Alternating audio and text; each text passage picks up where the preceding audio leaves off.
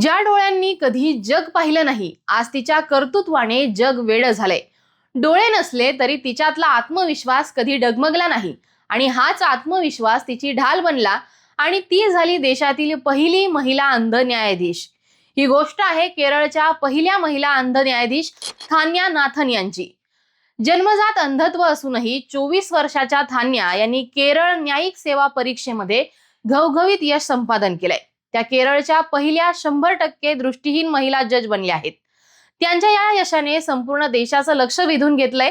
मात्र थान्या नाथन नेमक्या कोण आहेत हेच आज आपण जाणून घेणार आहोत. कन्नूर जिल्ह्यातील तालीपरंबा येथील रहिवासी असलेल्या 24 वर्षीय थान्या यांनी लहानपणापासूनच अनेक आव्हानांचा सामना केला.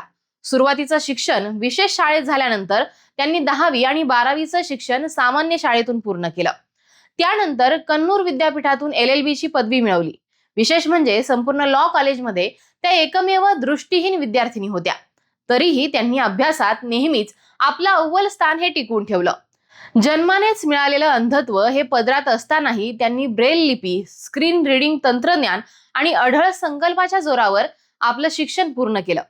त्यांचं हे यश केवळ वैयक्तिक मेहनतीचं उदाहरण नसून न्याय क्षेत्रातील सर्वसमावेशकतेचं प्रतीक ठरलंय. 2025 मधील सर्वोच्च न्यायालयाच्या एका ऐतिहासिक निर्णयामुळे थान्या यांचं न्यायाधीश बनण्याचं स्वप्न हे शक्य झालंय. न्यायमूर्ती JB पार्डीवाला आणि न्यायमूर्ती R महादेवन यांच्या खंडपीठाने स्पष्ट केलं होतं की दृष्टीहीन उमेदवारांना न्यायिक सेवेसाठी अपात्र मानलं जाऊ शकत नाही आणि ते या पदांच्या निवडीत सहभागी होण्यास पूर्णपणे पात्र आहेत. केवळ अपंगत्वाच्या कारणास्तव कोणत्याही उमेदवाराला संधी नाकारता येणार नाही. याच निर्णयामुळे थान्या यांच्यासारख्या प्रतिभावान व्यक्तींसाठी न्यायपालिकेची दारं उघडली गेली आहेत.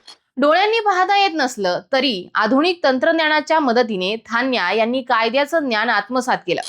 आपल्या यशाचं गमक सांगताना त्या म्हणतात, स्क्रीन रीडर सॉफ्टवेअरद्वारे त्यांनी कायदेशीर कागदपत्र आणि पुस्तकांचं वाचन केलंय.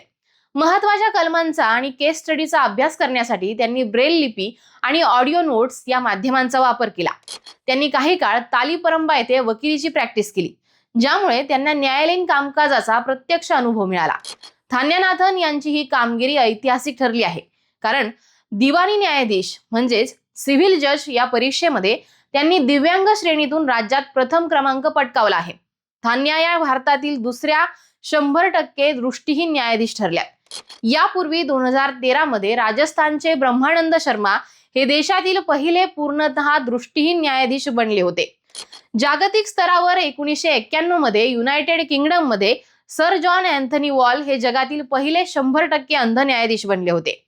न्याय हा आंधळा नसावा तर सर्वसमावेशक असावा असं थान्या यांचं मत आहे. त्यामुळे त्यांचा हा प्रवास केवळ केरळसाठीच नव्हे तर देशभरातील लाखो दिव्यांग तरुणांसाठी आज प्रेरणादायी ठरला आहे. शेवटी जाता जाता गुरु ठाकूरांच्या या ओळी आहेत, असे दांडगी इच्छा ज्याची मार्ग तयाला मिळती सत्तर, नजर रोखुनी नजरेमध्ये आयुष्याला द्यावे उत्तर.